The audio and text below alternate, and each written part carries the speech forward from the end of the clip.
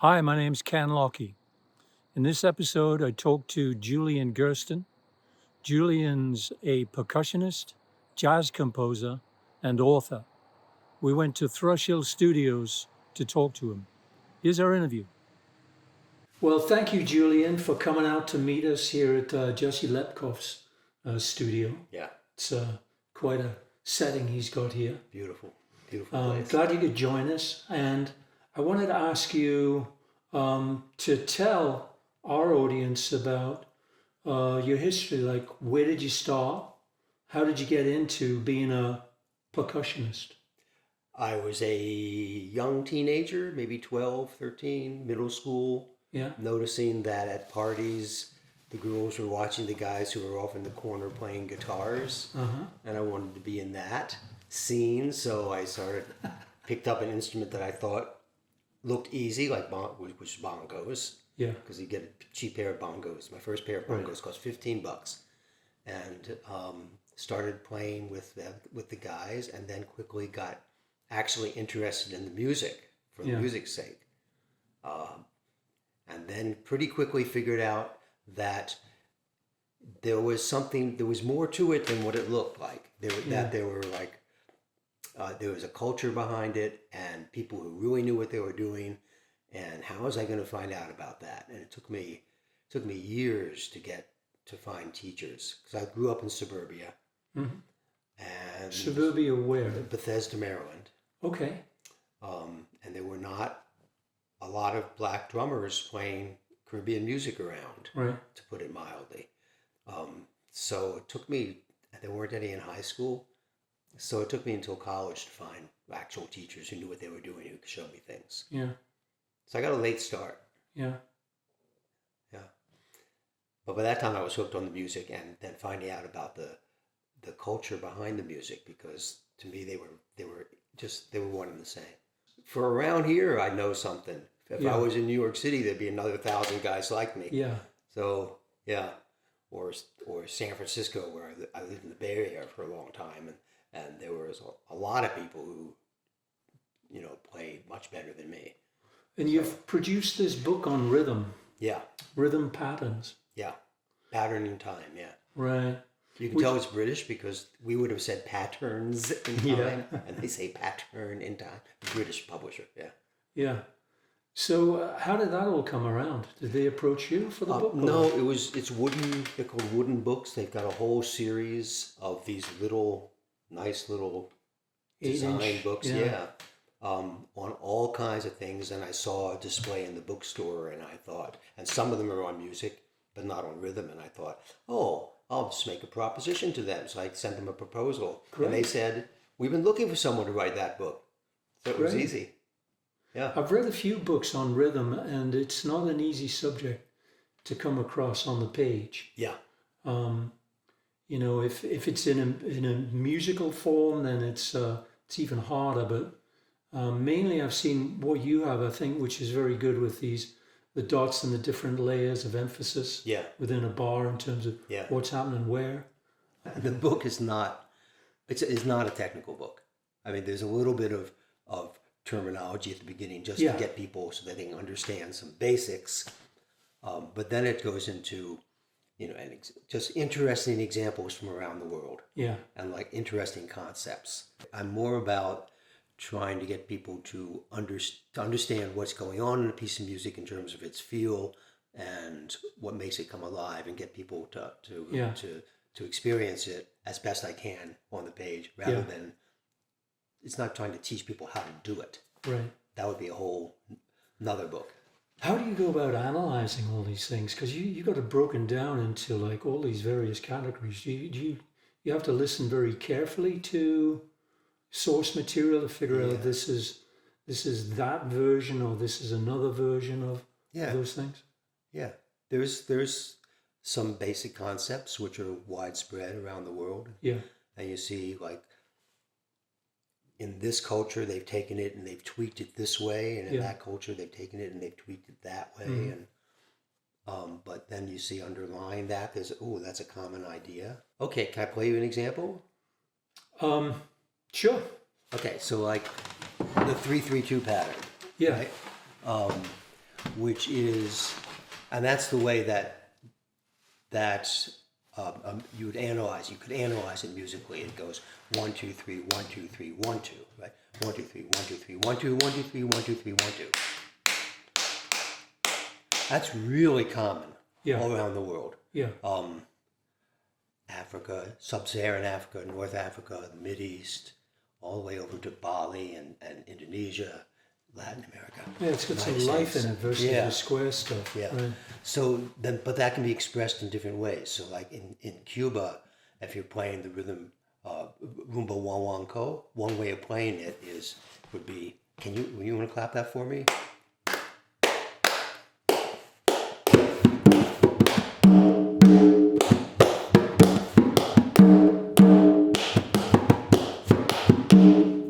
So I got part of it there, right? Yeah. But if I'm playing Baião from Brazil, and you got to clap it again.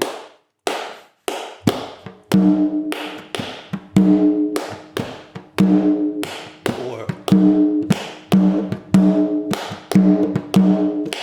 taking different parts of it. Yeah. Or if you're in a salsa band, clap it again. This is the bass player in a salsa band, okay? Not drum, but go ahead.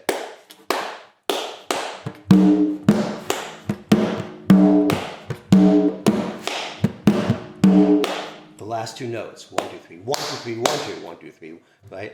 And so it's just like the same thing being pretty played. subtle changes, but a totally different. Yeah, different feel. Yeah, and it affects melody too. It's not just drums. Yeah. I wanted to ask you that about your composition as well, but I'll get to that later because I want to try to go in sequence. So you've got your book out. Hopefully, I know I got it at Severia's bookshop. Byway. Yeah. And what are you working on now? More compositions. I got a CD coming out very soon. Truth Revolution Records out of Hartford is putting it out. Right, you got a label, yeah? Yeah, I got a label. And we're at the point of they're sending it off for production any day now. And then they'll work up a promo thing. Production, physical production CDs. Yeah. Any vinyl? No. Yeah. Anyway, yes. So that's happening, and that's happening should be very soon. Good. Let me ask you. So we covered the label out of Hartford, and they're doing this for you. And the other albums you have, they were self-released, right? Yeah. And so. Let me ask you about the band you're with right now. Who's in it? Okay, it's the Julian Gerstin Sextet, very imaginative name. Yeah. But I'm toying with the name Dr. Julian's Laboratory of, and then I can change. I saw that. I thought that was a bit more of Dr. Julian's Laboratory of ethereal vibrations or whatever I think. More of a playful name, right? Than just the JG Sextet. Anyway, it is. I'm really happy to play with these musicians. They're like the best people around. They're really imaginative. They're really creative. They work on the music. They like the music, which is very, it makes me feel good. They throw out ideas during rehearsals. It's like, oh, but Julian, you could do it this way, and we could do it this way, and then it's like, oh, that makes it even better. So I love playing with them. It's Anna Patton on clarinet. Don Anderson on trumpet, Eugene Newman on piano, Wes Brown on bass, and Ben James on drum set. So all local people. So what shows are coming up? September 5th, which is a week from today, right? September 5th, Turner's Falls at Penumscot Park. The park in downtown Turner's Falls, outside. Yeah. Bandshell on the main street. You can't miss it, but I can't pronounce it. That's September 5th. And then October 5th at Nova Arts in Keene with Taylor Ho Bynum and Tomas Fujiwara. They're doing a duo. And we'll have two sets and then we'll combine for a little bit. And then October 25th, I think the date is late October at Water Street Barn in Shelburne Falls, which is a house concert. Okay. A lovely little venue, and Yeah. and I like playing there. Yeah. And those three are the ones we've got scheduled right now. Here's our first song from the Julian Gerstin Sextet, Iroko Hop.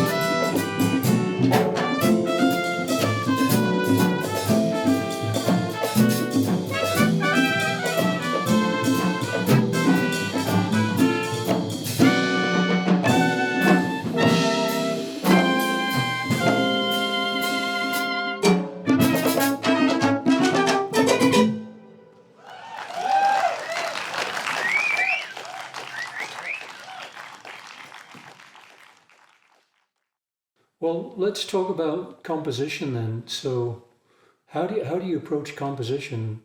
Is it Humbly. humbly? Because I get to call myself a composer. It's like Duke Ellington. Nah, I don't think so. It's funny. How does that work? You start with chords. I start with whatever. It could start in many places. When I first started, it was, I have all these rhythmic ideas and drums that I want to play in a jazz setting. So I guess I gotta figure out how to write jazz tunes. So that at that point, I was coming mostly from rhythms. But as I've gotten some skills, now it could come from, I could be working on a chord sequence. I'd find a chord sequence that I like, and then what melody would go with this. Or it could come from a form, like on the new CD, there's a song based on Samai, which is an classical Arabic form, and I was really enamored of the form, so I wanted to try to write a Samai. So it comes from different places. So in that case, you started with the rhythmic kind of inspiration, and then found chords and melodies that fit it. Yeah, but I started more with the form is like, but by form I mean the overall architecture of the piece. Yeah. It's in that case it's a melody, what we would call it a verse, a refrain. Yeah. Verse, refrain, verse. But every verse is a completely different melody, and the refrains are the same. But each time, for each verse and refrain, it features a different instrument. So you get the different textures and sounds of the different instruments. It's played in a small ensemble. Yeah. So I just wanted to try and write that. But it does have a specific rhythm to it. Yeah. So then I got to figure out what melody would work with that. Yeah. But then I use jazz chords because in Arabic music, they don't have chord changes. It's all modal. Yeah. But I'm writing for jazz musicians, so I'm going to put jazz chords to it. Yeah. So I'm not trying to imitate a Samai. It's just like that was the starting point for this experiment in form. Right. Yeah. But sometimes I start with just a rhythm. I got. That's how I started. This drum, which is from Martinique. I lived in Martinique a couple of years, and I played this, and I wanted to play it in a jazz context, and it's got certain rhythms that work on it, and how can I write a song based on those rhythms? When you're playing, are you kind of constantly kind of counting? No. In the jazz, No. is it all about feel? In terms of when a change is coming? Yeah. It's all about listening. It's about knowing the song well enough to internalize it so that you're hearing the song go by and you're hearing the form go by in your head. This does not mean I'm crazy, but it could. But you're hearing the form inside your head, and you know where you are in it. But you have to get beyond the point of counting. Counting is useful for learning. And in improv, I guess, Same thing. you just kind of want to feel it, right? Yeah. I can play you an example. This is not a traditional Martinique rhythm. This is a rhythm I made up. And it's in 5. 1, 2, 1. Can you count to 1, 2, 3, 4, 5? 1, 2, 3, 4, 5. 1, 2, 3, 4, 5. 1, 2, 3, 4, 5.